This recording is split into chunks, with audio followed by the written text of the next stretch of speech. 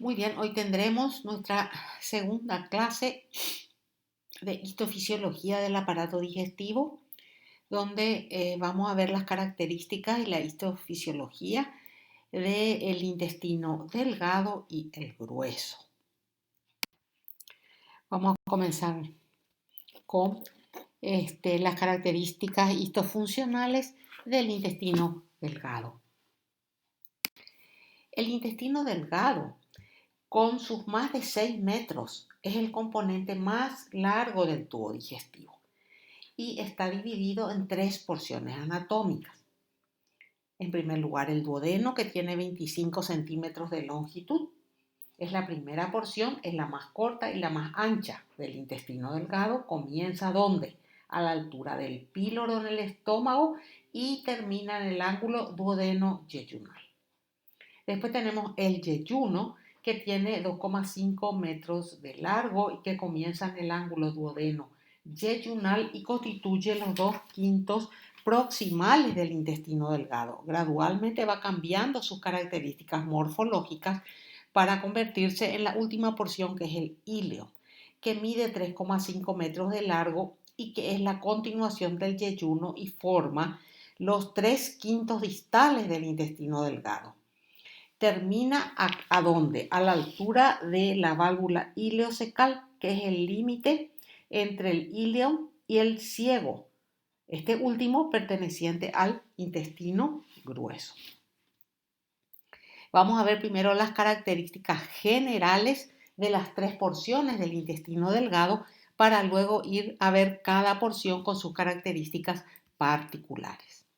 El intestino delgado es el sitio principal para la digestión de los alimentos y para la absorción de los productos de la digestión.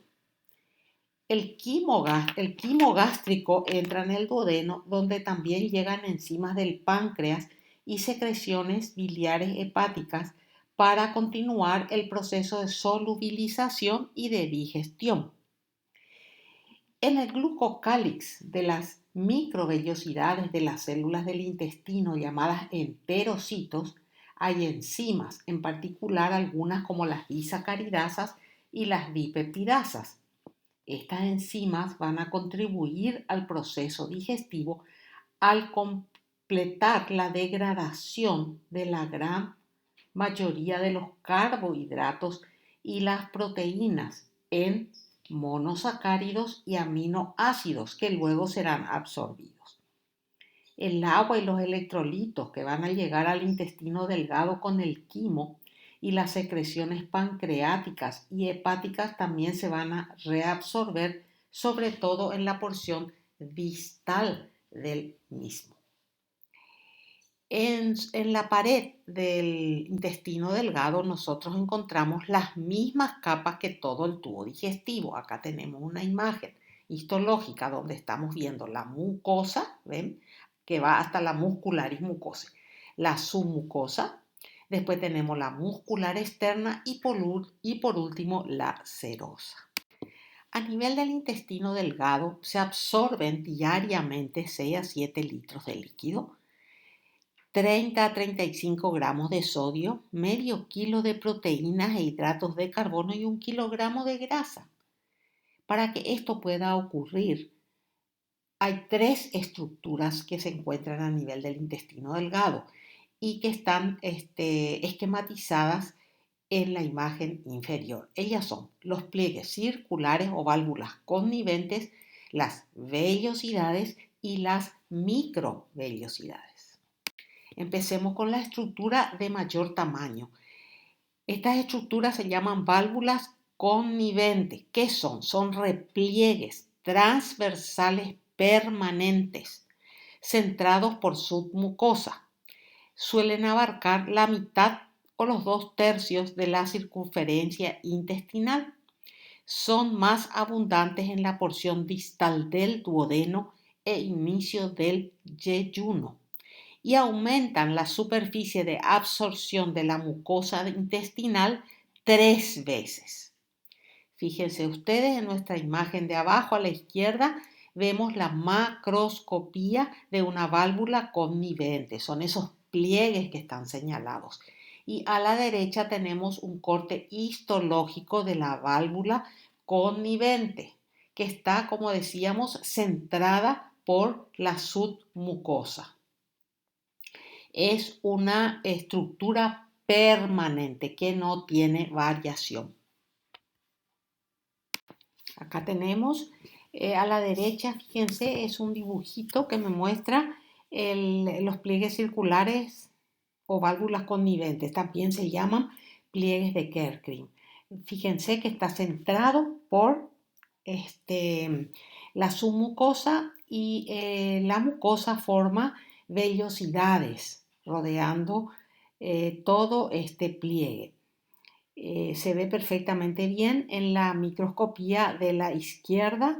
En el centro tenemos el tejido conjuntivo denso y rodeándolo la mucosa del intestino delgado con sus vellosidades bien manifiestas.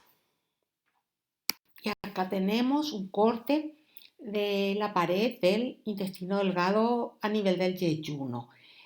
Una de las válvulas conniventes está encerrada en el círculo de color verde. Fíjense que los componentes de las válvulas conniventes son la mucosa intestinal y la submucosa intestinal. En esta imagen se nota muy bien que la muscular externa no penetra en esa válvula. Además, fíjense que la válvula evidencia en su periferia una gran cantidad de vellosidades. Esas vellosidades están señaladas con la letra B corta. Cuando observamos con detalle las válvulas conniventes o pliegues circulares, vamos a ver que en su superficie externa están unas estructuras digitiformes que se denominan vellosidades intestinales. Esta es una característica muy importante para el diagnóstico del intestino delgado. Fíjense en la imagen de la derecha, es una válvula connivente y miren qué mucha cantidad de vellosidades hay en su superficie. Fíjense sus componentes, vuelvo a repetir, de la válvula connivente, la mucosa intestinal y la submucosa intestinal. A la izquierda ya no tenemos una válvula connivente, ya tenemos una vellosidad intestinal a mayor aumento. Fíjense que esta vellosidad intestinal tiene un epitelio y tiene un corium. No encontramos otras capas del intestino. Esos son los constituyentes de la vellosidad intestinal. Además, la vellosidad intestinal en su centro, fíjense ustedes, tiene una lámina propia y ahí vamos a encontrar células musculares y vamos a encontrar fibroblastos, además de linfocitos, plasmocitos, eosinófilos, macrófagos y una red muy importante de capilares fenestrados que están justo por debajo de la membrana basal del epitelio. Además, en esta lámina propia de la vellosidad vamos a encontrar un capilar linfático de fondo ciego que muchas veces está dilatado y es fácil de ver en los cortes histológicos y recibe el nombre de vaso quilífero central. Hay células musculares lisas que derivan de la muscular de la mucosa y que entran en ese corium de la vellosidad. Estas células musculares lisas servirían para la contracción con acortamiento intermitente de las vellosidades, lo cual sería muy importante para impulsar la linfa desde los quilíferos centrales hacia la red de vasos linfáticos que se encuentra alrededor de la muscular de la mucosa. Y acá tenemos arriba un corte del intestino delgado, del yeyuno, y fíjense la cantidad de vellosidades que tiene esta superficie. Una de las vellosidades está señalada con la flecha amarilla y a la derecha nosotros tenemos un esquema que nos muestra las vellosidades y vemos que cada vellosidad está tapizada por el epitelio intestinal. Entonces, ¿qué son las vellosidades? Evaginaciones digitiformes de la mucosa. Cubren por completo la superficie del intestino delgado. De hecho, si nosotros vemos un corte con vellosidades, eso es intestino delgado sin lugar a duda. Tienen una longitud que puede variar de 0,5 a 1,5 milímetros de altura. ¿Y para qué sirve? Para aumentar la superficie de absorción 10 veces. Acuérdense que el intestino delgado es el sitio más importante para la absorción. Están tapizadas, dijimos ya, por un epitelio intestinal cilíndrico simple que tiene células caliciformes y tiene chapa estriada. En nuestra imagen de la derecha, fíjense ustedes dónde termina o dónde empieza, mejor dicho, la vellosidad. Allí hay una profundización epitelial, hay una profundización que forma una glándula. Eso se llama cripta, glándula intestinal o cripta de Lieberkühn. Desde la base de estas vellosidades profundizándose hacia abajo en la pared intestinal. Acá nosotros tenemos un corte, una microscopía electrónica de barrido donde me está mostrando las vellosidades. Y a la derecha tenemos otro dibujo esquemático donde vemos las vellosidades intestinales. Se dan cuenta los vasos quilíferos, los vasos sanguíneos que hay en la vellosidad, etcétera, etcétera. Y además me está volviendo a mostrar la glándula intestinal. ¿Se dan cuenta? Tiene el mismo epitelio intestinal, pero es un elemento que se profundiza en el corium a partir de la base de esas vellosidades. Entonces, eso es lo que se llama glándula intestinal o cripta de Lieberkühn. Y acá tenemos un esquema que me está mostrando de vuelta las vellosidades intestinales y las glándulas intestinales, ¿ven? O criptas de Lieberkühn. ¿Se dan cuenta? Es una profundización en el corium de ese epitelio superficial sin sobrepasar, en este caso, la muscular de la mucosa. Criptas de Lieberkühn o glándulas intestinales.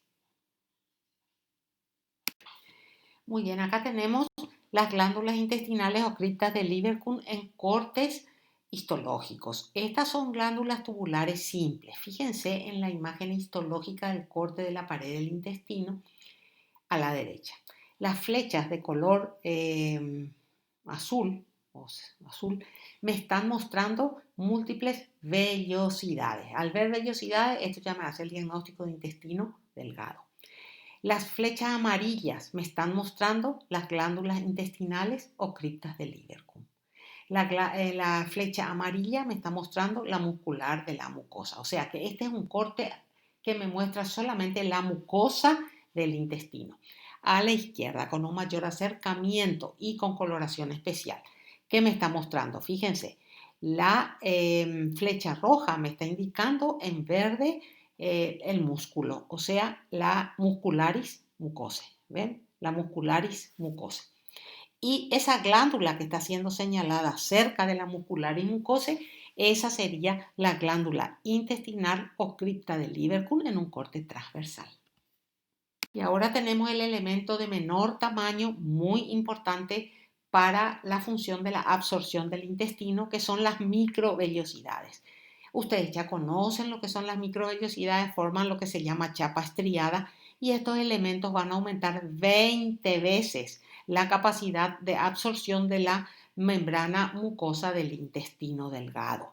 Acá tenemos cortes de menor a mayor aumento, incluso microscopía electrónica de las microvellosidades. La mucosa del intestino delgado tiene, como dijimos entonces, vellosidades. Ahí están marcadas una de las vellosidades con la flecha verde. Tiene glándulas intestinales o criptas de Lieberkühn, que estamos viendo marcada una de ellas con la flecha de color amarillo. Tiene una membrana basal este epitelio. Por debajo del epitelio tenemos la lámina propia, como dijimos, donde encontramos, vuelvo a repetir, tejido conjuntivo, GALT, que son placas de Peyer, vasos sanguíneos linfáticos, histocitos, mastocitos, plasmocitos, etcétera, etcétera. Y por último, la muscular de la mucosa, que ahí la tenemos señalada con nuestra flecha de color rojo. Esta es la mucosa de todo el intestino delgado. Antes de abandonar la mucosa, vamos a ver qué células encontramos en el epitelio de esta mucosa. Encontramos varios tipos de células. Acá les cito, son los enterocitos, las células caliciformes, las células de Panet, las células enteroendocrinas, las células M y las células madre. Vamos a ir viendo cada una de ellas. Empecemos viendo las características de los enterocitos. Estas son células absortivas especializadas en el transporte de sustancias desde la luz del intestino hacia el torrente circulatorio. Como vemos en la imagen a la derecha, son células cilíndricas altas que tienen microvellosidades o chapa estriada, y también en este epitelio se encuentran entre estas células las células caliciformes. Las microvellosidades se encuentran ancladas en los velos terminales, y cuando se contrae un velo terminal se separan las microvellosidades. ¿Para qué? Para tener una mayor extensión de superficie de absorción. Estos enterocitos están unidos por zónulas ocludentes que pueden tener mayor o menor permeabilidad. En las zonas donde hay relativamente impermeabilidad, como en el ilion y en el colon, para mover los solutos a través de la barrera hace falta un transporte activo.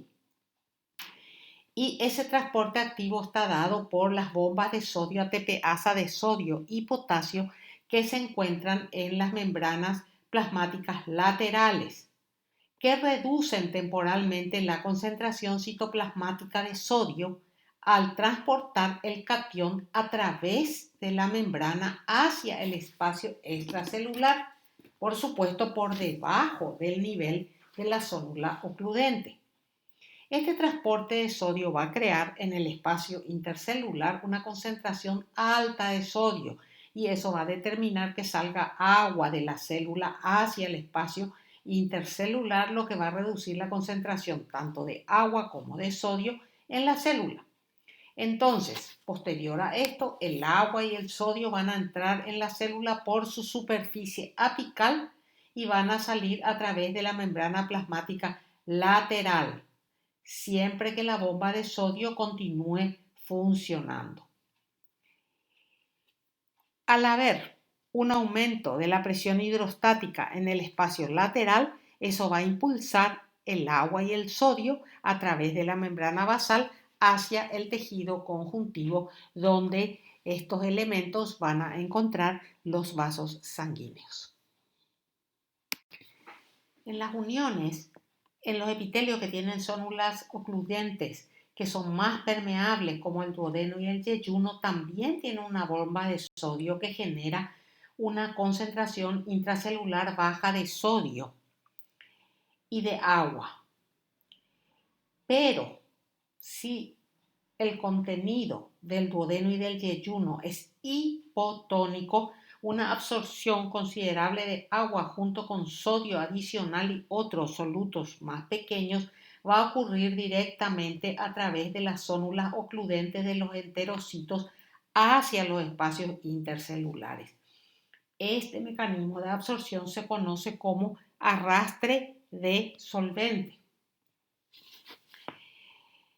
La superficie lateral, como estamos viendo en nuestras imágenes a la derecha, la superficie lateral de estas células tienen prolongaciones citoplasmáticas complejas, aplanadas, que se llaman pliegues y que se interdigitan con las que tienen las células contiguas. Estos pliegues aumentan la extensión de la superficie lateral de la célula, y de esta manera van a acrecentar la cantidad de membrana plasmática que contienen enzimas de transporte.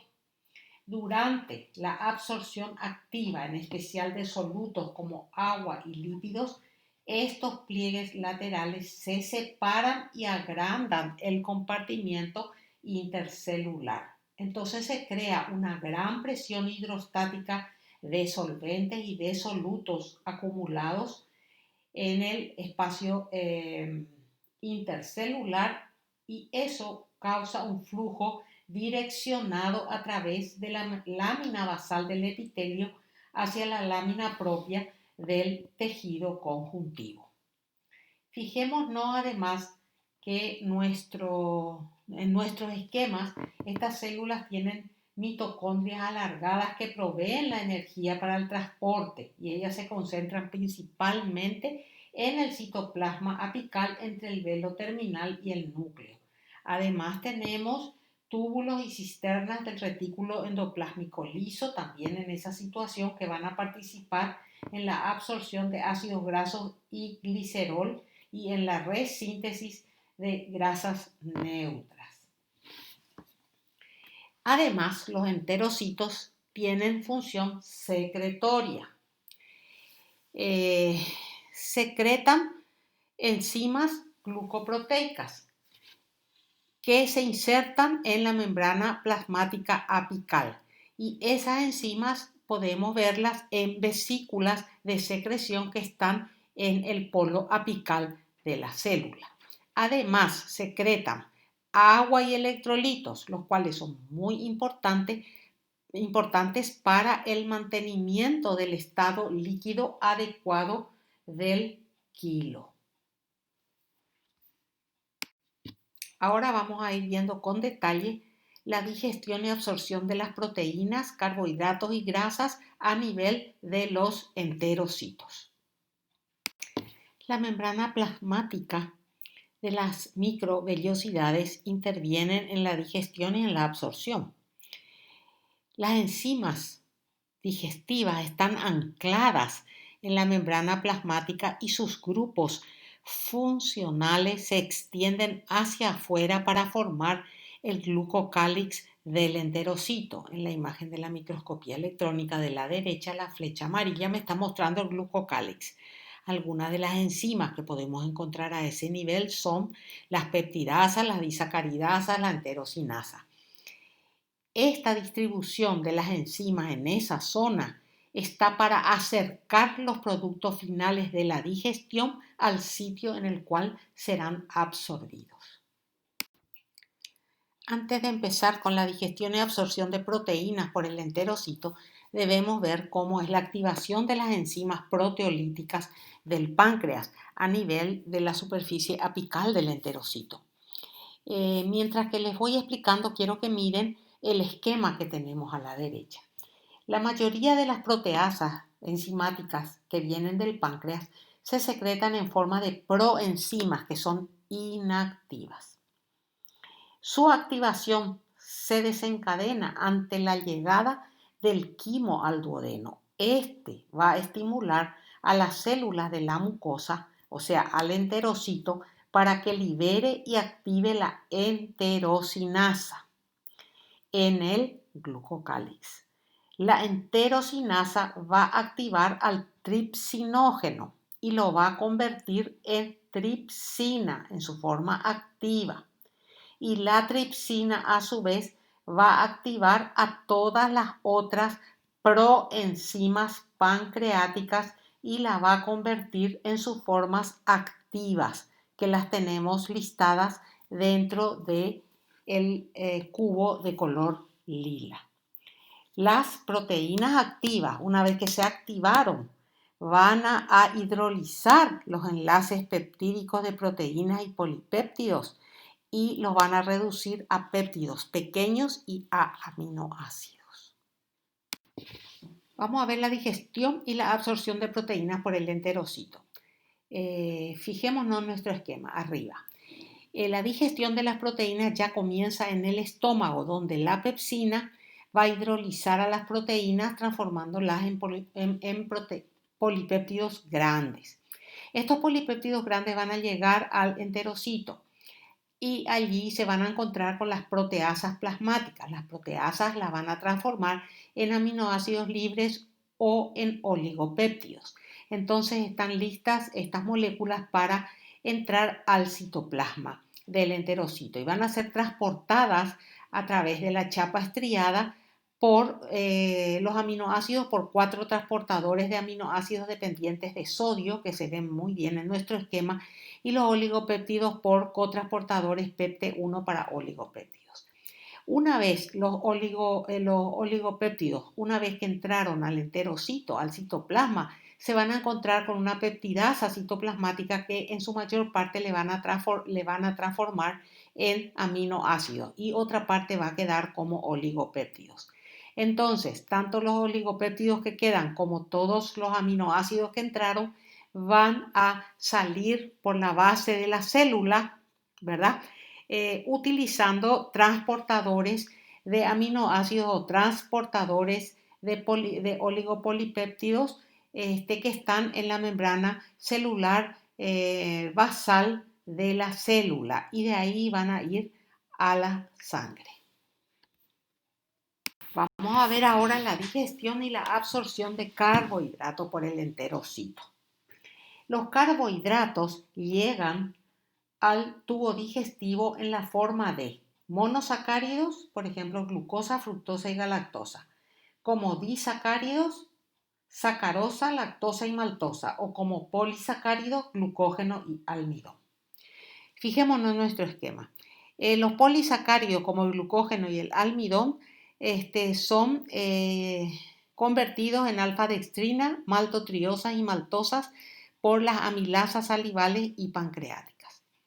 Muy bien. Tanto la lactosa como las alfa-dextrinas, maltotriosas, maltosas y las sacarosas sufren una digestión adicional por enzimas que se encuentran, ustedes pueden ver en la chapa estriada. Estas enzimas son la lactasa, la alfa-dextrinasa, la maltasa y la sacarasa. Ahí dice sacarosa, está mal, tiene que ser sacarasa. Muy bien, estas sufren una digestión adicional y son convertidas en galactosa, en glucosa y en fructosa. La galactosa y la glucosa son introducidas al citoplasma del enterocito por transportadores de glucosa dependientes de sodio.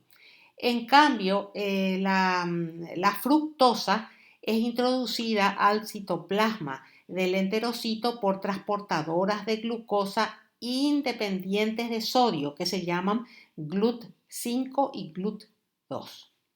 Luego, tanto la galactosa como la glucosa como la fructosa atraviesan la membrana basal del enterocito a través de transportadores de glucosa independientes de sodio, GLUT2, y van hacia los capilares para llegar a su destino final, que será el hígado. Los lípidos que llegan al intestino, bajo la acción de la lipasa pancreática, van a ser descompuestos en ácidos grasos de cadena larga, de cadena corta, de cadena mediana y en monoglicéridos. Los ácidos grasos de cadena larga y los monoglicéridos van a ser emulsionados por la bilis y van a formar micelas que van a entrar a la célula. El glicerol, los ácidos grasos de cadena corta y media también van a entrar a la célula. Los monoglicéridos y los ácidos grasos de cadena larga van a ser esterificados en triglicéridos dentro del retículo endoplásmico liso. De ahí van a pasar al aparato de Golgi y en el aparato de Golgi se le va a agregar una lipoproteína beta que fue producida en el retículo endoplásmico rugoso y va a salir del aparato de Golgi como lo que llamamos kilomicrón. Los kilomicrones van a salir y van a ir a los capilares linfáticos, al quilífero central que se encuentra en las vellosidades del intestino delgado y van a formar una sustancia abundante en lípidos que se conoce como quilo. El glicerol y los ácidos grasos de cadena corta y media, como son más hidrosolubles, van a absorberse directamente a la sangre, o sea, van a pasar a los capilares sanguíneos para llegar de esa forma al hígado. El enterocito cumple también un papel muy importante en el transporte de inmunoglobulinas desde la lámina propia hasta la luz del intestino. Fíjense en la imagen que tenemos a la derecha. En la lámina propia están los plasmocitos. Esos plasmocitos están secretando la IgA dimérica, ¿verdad? Que está constituido esa IgA dimérica está constituida por dos unidades de IgA unidas por una cadena J polipeptídica. Bueno, después esta IgA dimérica se une a unos receptores que se encuentran en la membrana basal del enterocito y que se llaman PLGR. Y luego se producen vesículas endocitóticas para el transporte de la IgA dimérica unida al receptor y esa vesícula endocítica atraviesa el citoplasma hasta el compartimiento endosómico temprano y de ahí va hacia la superficie celular para unirse a la membrana y abrirse la vesícula.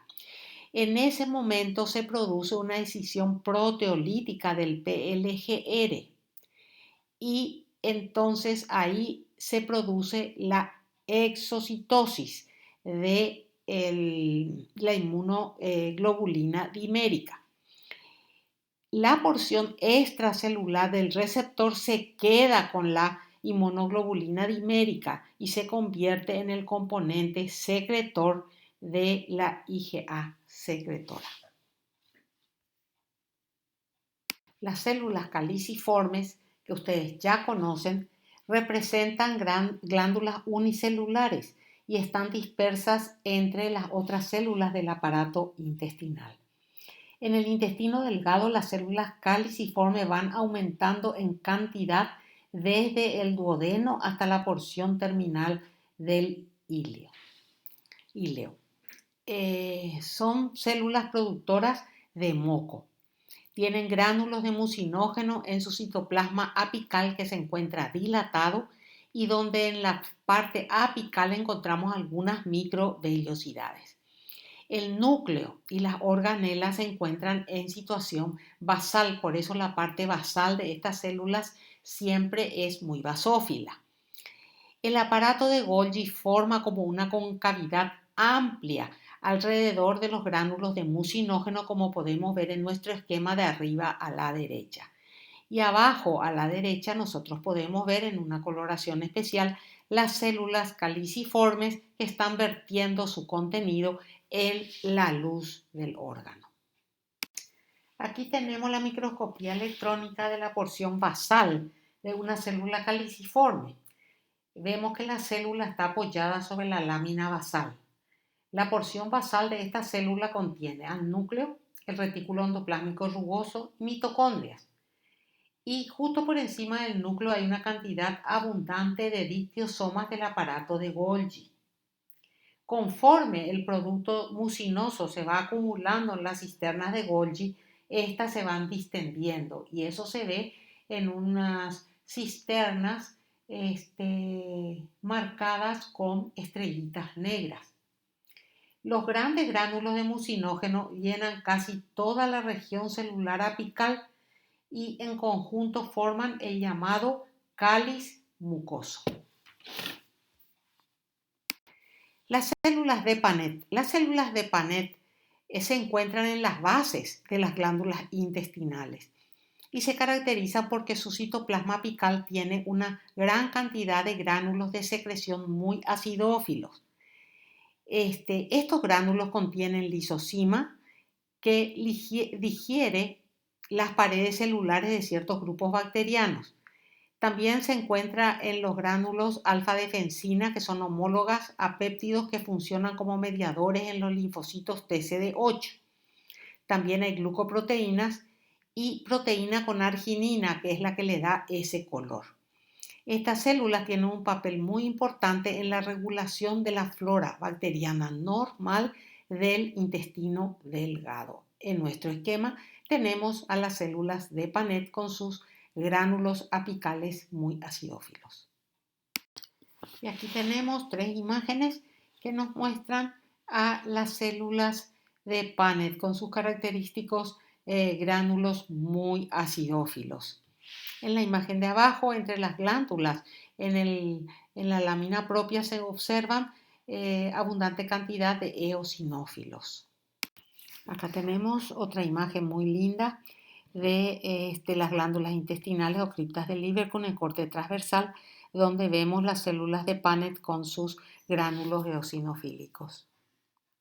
Y acá tenemos 2 imágenes, una de microscopía óptica abajo a la izquierda que nos muestra cortes de glándulas intestinales o criptas de Lieberkühn, donde podemos ver a las células de Paneth, una de ellas señalada con la flecha de color verde. A la derecha tenemos una microscopía electrónica de una célula de Paneth, donde estamos viendo los gránulos de aspecto homogéneo y tienen un contenido proteico y se hallan rodeados por halos de material rico en polisacáridos. Además podemos ver su núcleo y el abundante RER también con pequeños acúmulos de mitocondrias. Las células neuroendocrinas elaboran hormonas endocrinas y parácrinas. Se tiñen con colorantes argénticos y forman parte del llamado sistema APUT, que quiere decir que captan precursores amínicos y los descarboxilan.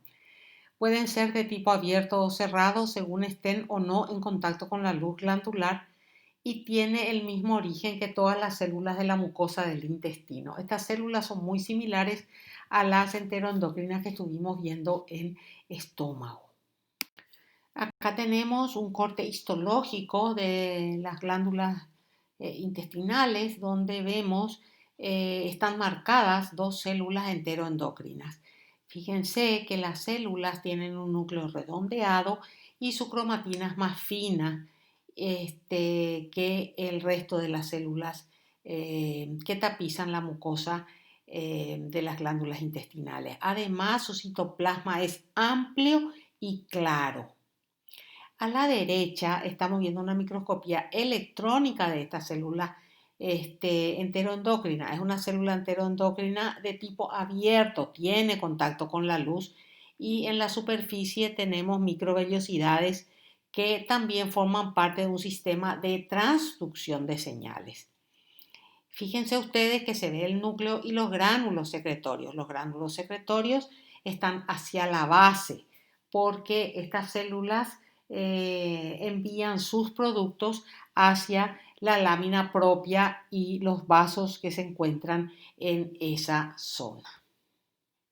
Fíjense ustedes, acá tenemos un esquemita que nos muestra el tubo digestivo y qué hormonas secretan sus células enteroendocrinas de acuerdo a su localización. Fíjense, en el estómago tenemos la gastrina, la gelina y la somatostatina. Después la somatostatina es segregada por células a todo nivel, desde el estómago hasta el colon, según vemos. Lo mismo que el VIP, que es el péptido intestinal vasoactivo. En el intestino delgado, ¿qué es lo que tenemos? ¿Qué es lo que estamos viendo ahora? Células enteroendocrinas que van a secretar somatostatina, motilina, péptido inhibidor gástrico, péptido intestinal vasoactivo, colecistocinina y también algunas células que van a secretar gastrina. Después tenemos una célula que se llama célula M. Esta célula M conducen microorganismos y macromoléculas desde la luz intestinal hacia las placas de Peyer. Estas son células epiteliales que se hallan sobre las placas de Peyer y poseen micropliegues apicales y transportan antígenos. Captan de la luz del intestino proteínas y bacterias por endocitosis y luego transportan ese material en vesículas hasta unos recesos contiguos al espacio extracelular. Y en estos recesos hay células dendríticas y linfocitos que toman muestra de los antígenos que son llevados por estas células y así tienen la oportunidad de estimular el desarrollo de anticuerpos específicos. Fíjense ustedes en la imagen de la derecha, vemos la célula M y su receso. En su receso hay células dendríticas, hay un macrófago, hay linfocitos.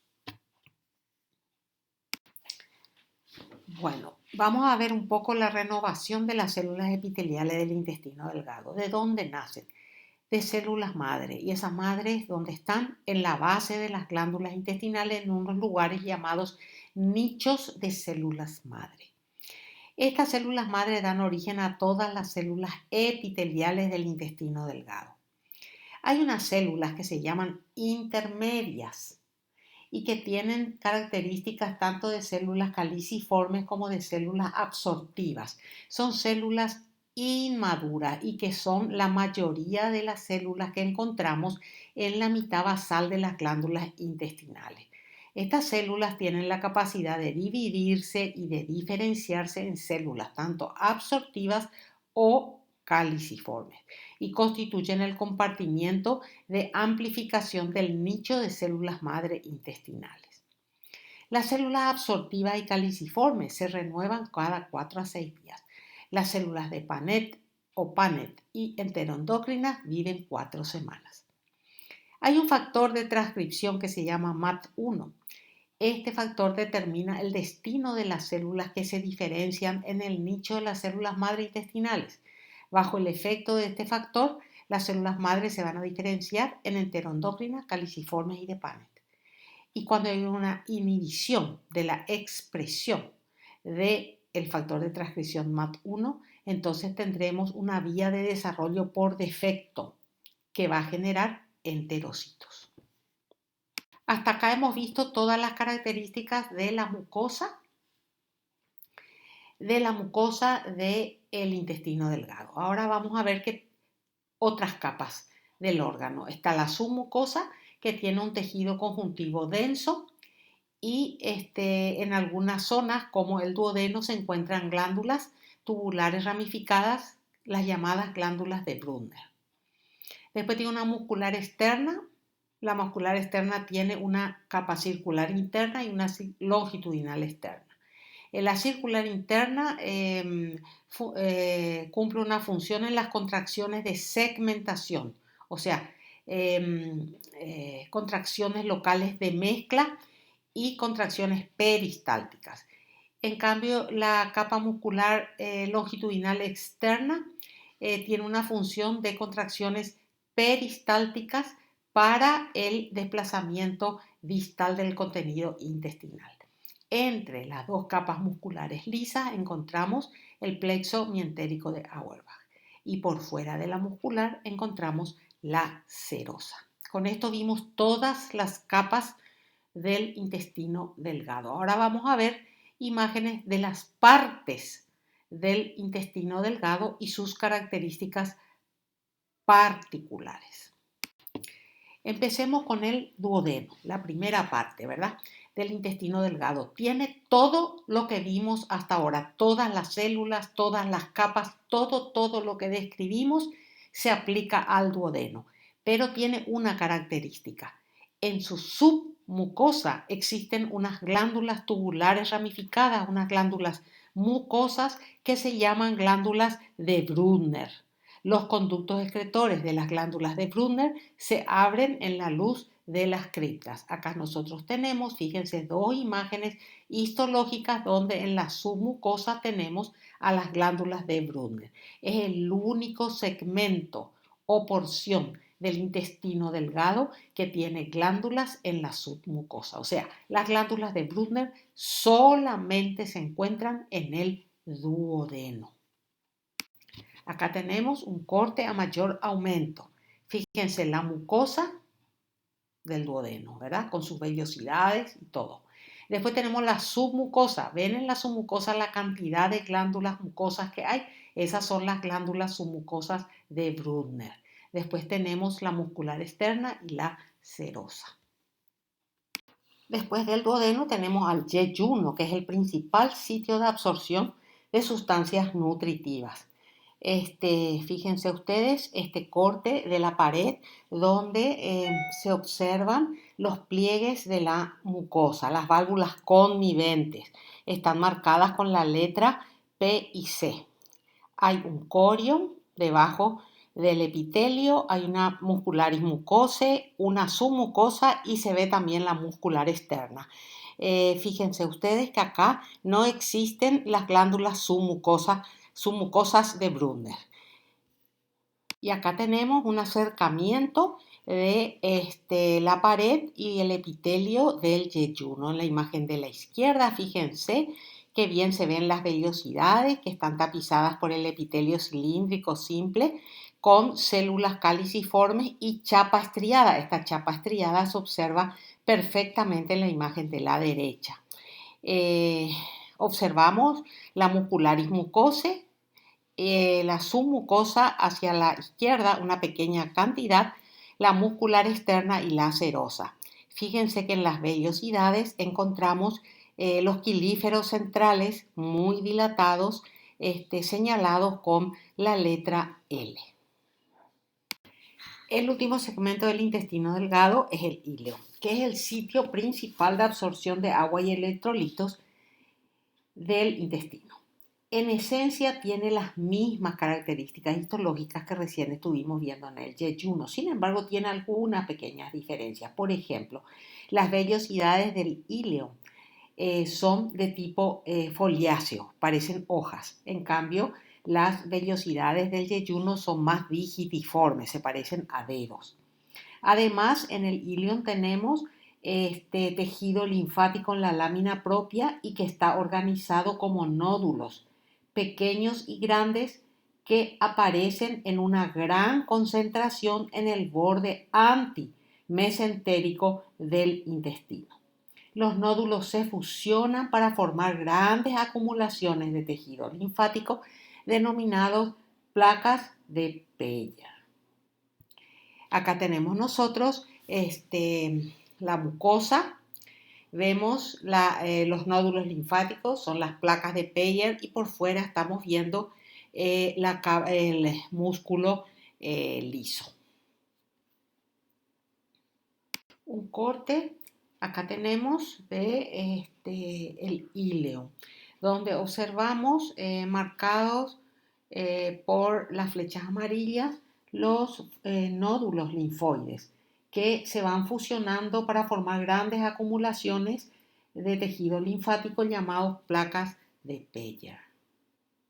El intestino grueso comprende el ciego con su apéndice vermiforme, el colon, el recto y el conducto anal.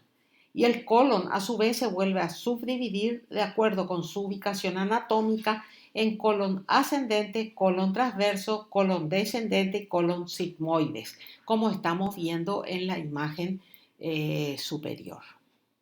Las 4 capas características del intestino están presentes también en el intestino grueso. Pero vamos a ver que según las zonas, el intestino grueso tiene algunas diferencias con respecto al intestino delgado.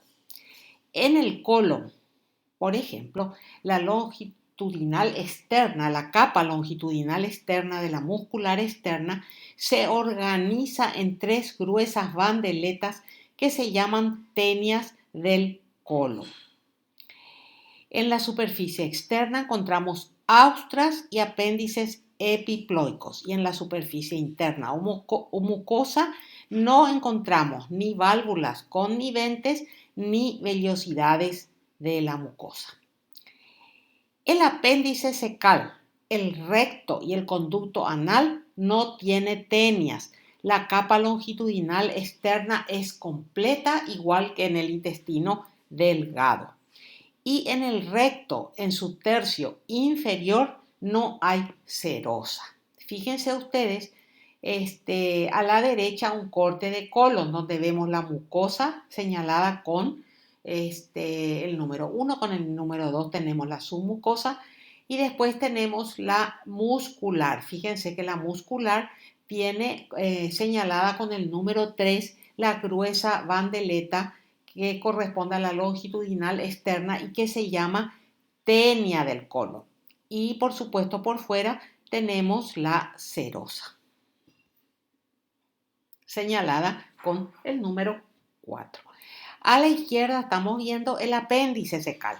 Fíjense que la pared muscular del apéndice secal no tiene tenias. La capa longitudinal externa es totalmente completa. La fotografía de la izquierda nos muestra la superficie externa serosa y la superficie interna o mucosa del colon transverso. En la superficie externa encontramos como características distintivas una bandeleta bien definida de músculo liso que corresponde a una de las 3 tenias del colon, que está ahí marcada con las letras TC. Además están las austras colónicas, que son unas abollonaduras del intestino grueso ubicadas en el intervalo de las tenias y están separadas por surcos transversales. Esas austras están marcadas con las letras HC. Además estamos observando los apéndices epiploicos marcados con las letras OA, que son pequeñas proyecciones peritoneales que están repletas de tejido adiposo. Y después tenemos la imagen de al lado, que es la superficie interna del colon, donde vemos que es una superficie bastante lisa, donde no se observan las clásicas válvulas conniventes que veíamos en el intestino delgado. A la derecha tenemos una histología que nos muestra las capas del colon. Fíjense, su mucosa, su submucosa y su muscular externa. La muscular externa interna circular sin cambio y la externa que muestra la tenia colónica. Esta tenia está marcada con una flecha de color celeste. El colon, a diferencia del intestino delgado, no tiene vellosidades. Tiene un mayor número de células mucosas o caliciformes. No hay células que produzcan enzimas. El borde en cepillo está poco desarrollado, su submucosa es menos vascularizada, los plexos son más pequeños y la capa muscular longitudinal forma las tenias coli, que es lo que estuvimos viendo recién. Estas características estamos viendo en estas imágenes histológicas de la izquierda. Acá tenemos un corte de la pared del intestino grueso del colon para volver a repasar las capas.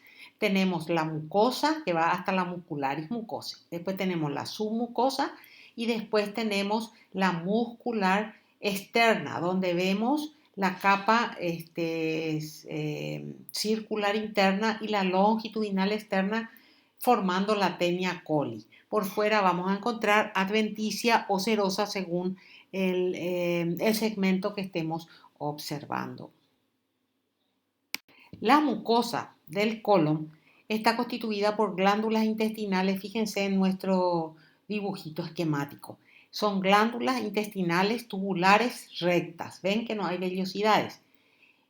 Su epitelio, el epitelio de estas glándulas tiene las mismas células que el intestino delgado, menos las células de Paneth. O sea, Paneth no encontramos en el colon, en el intestino grueso. Todas estas células van a nacer de una sola célula madre que está ubicada en la base de las glándulas, así como en el intestino delgado. El tiempo de recambio de estas células es bastante similar a las células del intestino delgado. 6 días para las células absortivas y caliciformes y 4 semanas para las células enteroendócrinas. La función principal de las células absortivas, o sea, de los colonocitos, en este caso, es la reabsorción, de agua y electrolitos y la eliminación de los alimentos no digeridos y los desechos.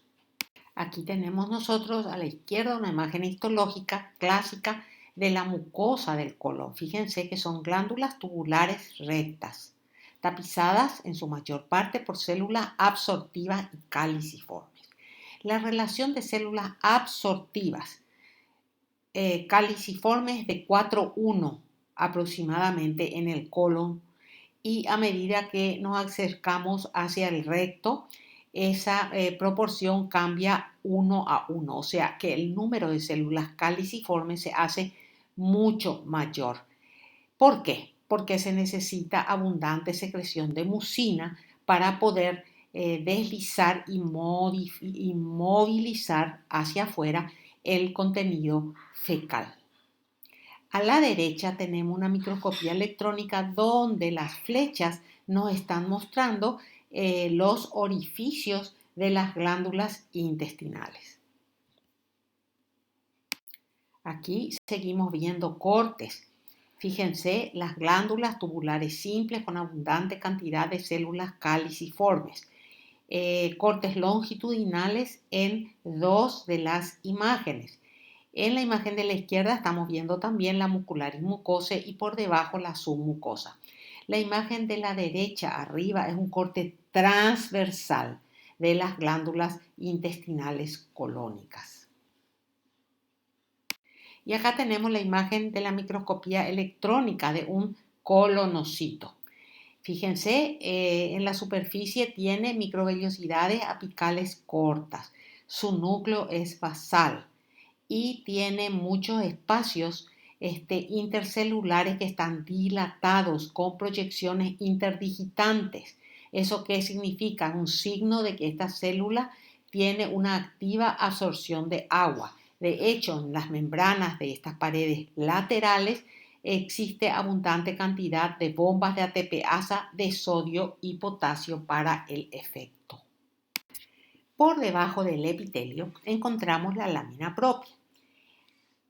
Esta lámina propia del colon contiene los mismos componentes básicos que la lámina propia que estuvimos viendo en el resto del tubo digestivo, pero tiene algunas características estructurales adicionales que vamos a citar. Por ejemplo, la presencia de la llamada meseta colágena, que es una gruesa capa de colágeno y proteoglucano que está ubicada entre la lámina basal del epitelio de revestimiento y la lámina basal del endotelio de los capilares venosos absortivos fenestrados que se encuentran en la lámina propia. Esta meseta tiene como 5 micras de espesor y se cree que participa en la regulación del transporte de agua y electrolitos desde el compartimiento intercelular del epitelio hasta el compartimiento vascular. Aparte de eso, en la lámina propia encontramos un cal bien desarrollado, difuso y nodular. Y también la llamada vaina fibroblástica pericríptica. Está bien desarrollada y está constituida por una población de fibroblastos cuyas células se van replicando dividiendo con regularidad. Los fibroblastos se dividen inmediatamente debajo de la base de la glándula intestinal, junto a las células madre del epitelio. Y después de eso se diferencian y migran hacia arriba en paralelo a las células epiteliales. Después de alcanzar el nivel de la superficie luminal, la mayoría de estas células adoptan características morfológicas e histoquímicas de macrófagos. Algunos datos sugieren que los macrófagos del centro de la lámina propia del intestino grueso se originarían como una diferenciación terminal de estos fibroblastos pericrípticos. Otra característica de la lámina propia del colon es que no tiene vasos linfáticos. Por debajo de la lámina propia vamos a encontrar la muscularis mucosae y la submucosa, que son similares en todos sus aspectos a las de todo el tubo digestivo. Ahí tenemos la muscularis mucosae y la submucosa en el corte histológico de colon. Luego tenemos la muscular externa y la serosa. La muscular externa del colon tiene dos capas. La circular interna, que es igual a todas las capas, a todas las circulares internas del resto del tubo digestivo. Pero la longitudinal externa es diferente. Se condensa en tres gruesas bandaletas llamadas tenias del colon. Y las tenias están unidas entre sí por una muy delgada capa de músculo en orientación longitudinal externa. Acá tenemos nosotros una imagen a menor aumento de un colon. La luz del colon está marcada con la estrellita y las condensaciones en tenias están señaladas por las tres flechas de color celeste. Y estas bandeletas están unidas por una fina capa muscular longitudinal externa. Acá tenemos imágenes, otra vez del colon, donde vemos a la tenia, perfectamente identificable en la imagen de la izquierda y también en la imagen de la derecha. No nos olvidemos que estas tenias encontramos a nivel de ciego, colon ascendente, transverso, descendente y sigmoides. El apéndice cecal. Ahí tenemos un corte del apéndice cecal donde vemos la mucosa, la gran cantidad de tejido linfoide, vemos su muscularis mucosae y su muscular externa.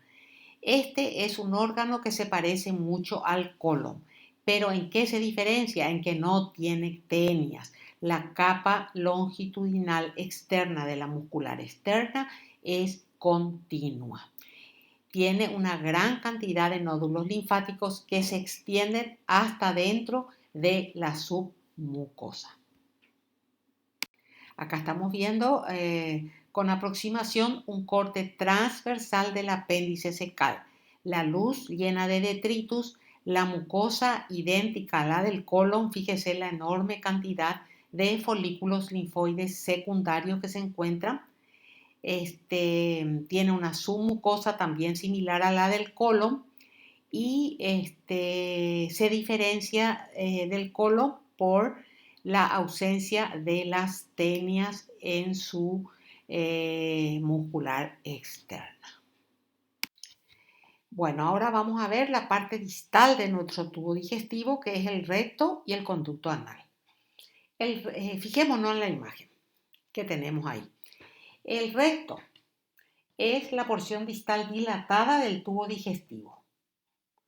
Su parte superior se distingue del resto del intestino grueso por la presencia de los llamados pliegues rectales transversos. La mucosa del recto es similar a la del colon distal y posee glándulas intestinales tubulares rectas que tienen muchas células caliciformes. La porción más distal del tubo digestivo es el canal anal y que tiene una longitud de 4 centímetros y se extiende desde la cara superior del diafragma pelviano hasta el orificio anal. La parte superior de este conducto anal tiene unos pliegues longitudinales que se llaman columnas anales o columnas de Morgagni. Y entre las columnas de Morgagni hay unas depresiones que se conocen como senos anales. Fíjense ustedes, tenemos ahí el canal anal con sus tres zonas, que enseguida vamos a ver qué mucosa tienen. Y por fuera ya tenemos la piel que rodea al orificio anal. Acá tenemos un corte de la pared del recto donde estamos viendo sus capas. Fíjense, el epitelio es un epitelio, o sea, tiene unas glándulas tubulares simples con un epitelio cilíndrico simple con abundante cantidad de células caliciformes. Acuérdense que a este nivel la relación células caliciformes, células absortivas es de 1:1. Vemos la muscular de la mucosa, la submucosa y la muscular externa. Aquí tenemos un corte de la pared del recto. Fíjense, a la izquierda tenemos la mucosa, la muscularis mucosa, la submucosa y se ve la muscular externa. La muscular externa no evidencia tenias. En eso se diferencia del colon. Y a la derecha vemos a mayor aumento la mucosa, el epitelio, las glándulas tubulares simples, que están tapizadas por células absortivas y una abundante cantidad de células caliciformes. La relación entre la cantidad de células caliciformes y absortivas a este nivel es 1:1. El conducto anal, ese conducto de 4 centímetros de longitud que vimos en nuestro dibujo en la diapositiva anterior, es la porción más distal del tubo digestivo. Tiene unos pliegues longitudinales que se llaman columnas anales y separados por unos senos anales. En la submucosa de las columnas anales nosotros podemos ver ramificaciones vasculares correspondientes a la arteria rectal superior y al plexo venoso rectal. Cuando estos vasos del plexo venoso rectal se dilatan, tenemos lo que se llaman las hemorroides internas. Este conducto anal se divide en 3 zonas. Una zona superior que tiene un epitelio de tipo rectal, una zona de transición que está en el medio y que tiene un epitelio estratificado cilíndrico. Y luego tenemos una zona pavimentosa que tiene un epitelio plano estratificado. La muscular de la mucosa que venía con el recto desaparece, donde a la altura de la unión ano-rectal, donde comienza el canal anal, nosotros ya no tenemos como tal la muscularis de la mucosa. La capa circular de la muscular, o sea, la capa interna de la muscular propia del recto, se convierte en el esfínter anal interno. Y el esfínter anal externo estará formado por el músculo estriado del perineo. En esta zona podemos encontrar unas glándulas mucosas, glándulas anales mucosas. Son unas glándulas que penetran profundamente hasta la submucosa e incluso pueden llegar hasta la muscular externa. La piel que rodea al orificio anal tiene glándulas perianales apócrinas. Acá nosotros tenemos unas microfotografías del conducto anal. Fíjense a la izquierda se ve un corte longitudinal del conducto anal con las 3 partes, la colorectal arriba, la transicional y la pavimentosa abajo.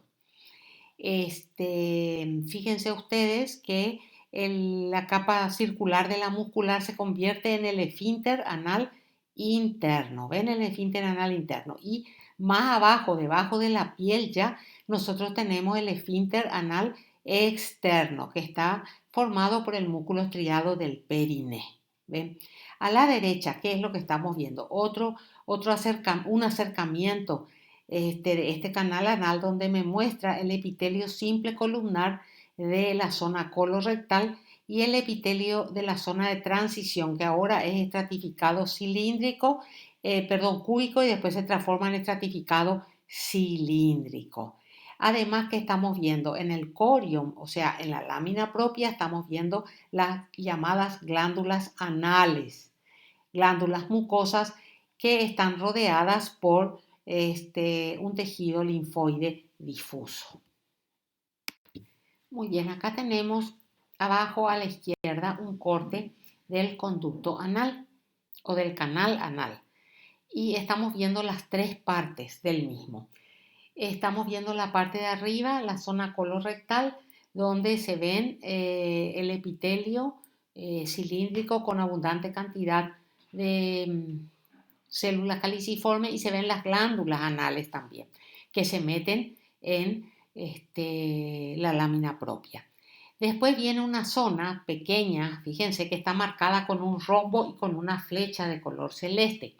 Esa es la zona de transición del conducto anal y esa zona está aumentada en el recuadro de arriba que está marcado con la flecha amarilla. Y ahí se ven dos tipos de epitelio que puede haber en ese conducto. Un estratificado cúbico, el de arriba, y un estratificado cilíndrico, el de abajo.